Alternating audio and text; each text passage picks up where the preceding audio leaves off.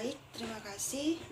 Perkenalkan, nama saya Hermania Silvina Nanggolando, NIM 2123745891, kelas 1A dari program studi administrasi bisnis.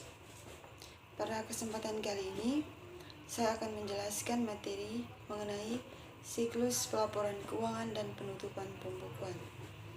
Baik, yang pertama mengenai neraca lajur metode perpetual, merupakan metode pencatatan persediaan barang dagang dengan cara membuat setiap jenis persediaan rekening sendiri-sendiri yang merupakan buku pembantu persediaan.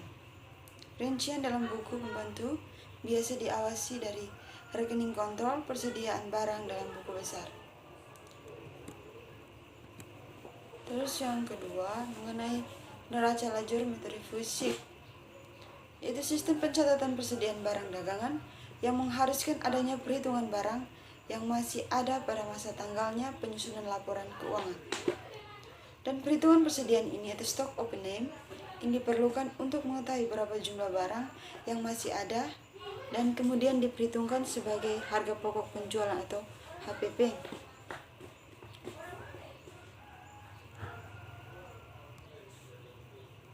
Yang berikut mengenai neraca saldo yang disesuaikan, merupakan hasil penjumlahan dan pengurangan dari saldo buku besar dengan penyesuaian untuk tiap akun yang bersangkutan.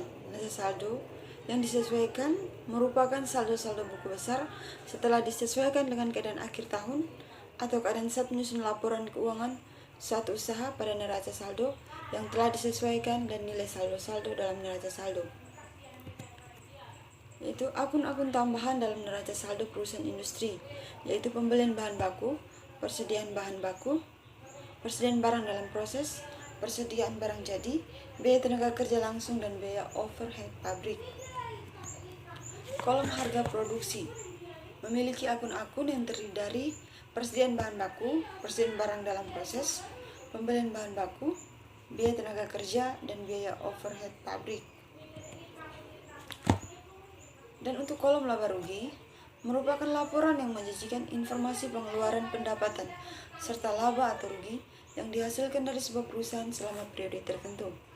Pada kolom laba rugi ini, sisi debit diisi dengan biaya non-produksi seperti biaya penjualan, biaya administrasi, dan umumnya pada posisi kredit diisi kolom neraca, yaitu kolom neraca dan neraca lajur pada prinsipnya sama dengan perusahaan dagang maupun jasa, yaitu kolom neraca yang sama-sama berisi elemen-elemen akun aktiva, kewajiban, dan ekuitas. Dan memiliki ciri khusus neraca perusahaan industri adalah akun-akun persediaan barang baku, persediaan barang dalam pemrosesan, dan persediaan barang jadi. Dan adapun ciri lainnya ya berupa adanya akun mesin dan peralatan produksi dari kelompok aktiva tetap.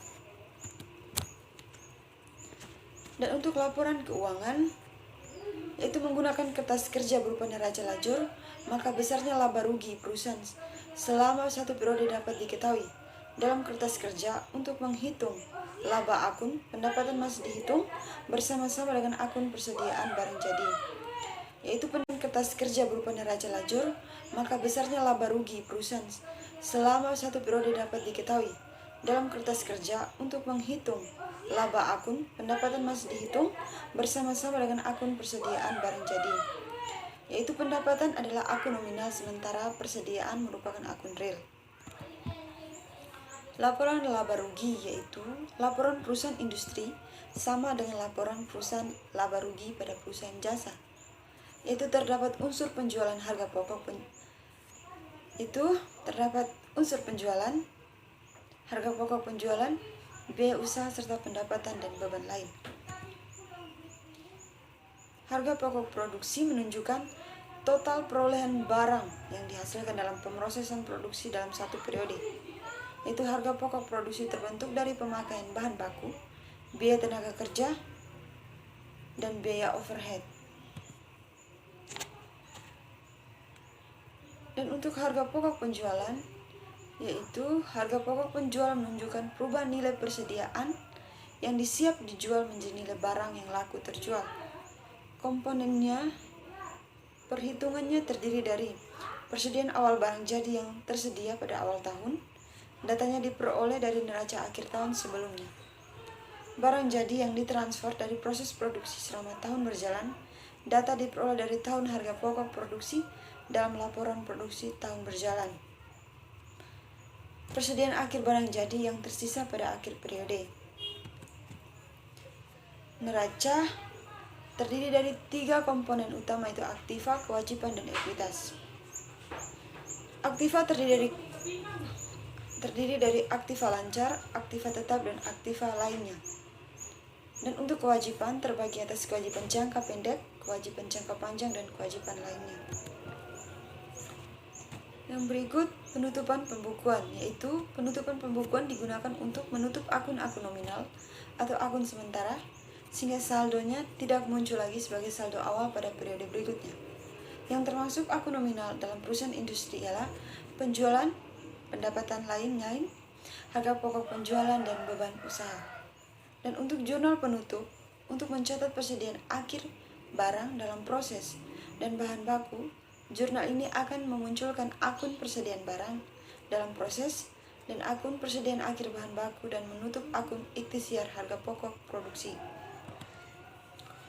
Neraca saldo awal tahun, yaitu untuk menutup semua akun-akun laba rugi yang sudah bersaldokan akun laba rugi yang sudah bersaldokan 0 rupiah.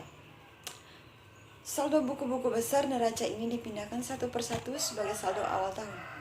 Dan untuk saldo akun real akan tercantum dalam neraca akhir tahun. Yang terakhir mengenai alternatif bentuk kertas kerja. Alternatif bentuk kertas kerja memiliki beberapa tujuan, yaitu untuk mencatat persediaan akhir barang dan bahan baku, untuk menutup persediaan awal bahan baku, pembelian bahan baku, tenaga kerja langsung, dan biaya overhead, untuk mencatat persediaan akhir barang dan mengurangi dari nilai harga pokok penjualan, untuk menutup akun penjualan dan pendapatan lain-lain, untuk menutup persediaan awal barang jadi, harga pokok produksi, dan beban akun non-produksi, untuk menutup harga pokok penjualan ke akun ikhtisar laba rugi, dan yang terakhir untuk menutup laba bersih ke saldo laba. Sekian dari saya presentasi, terima kasih.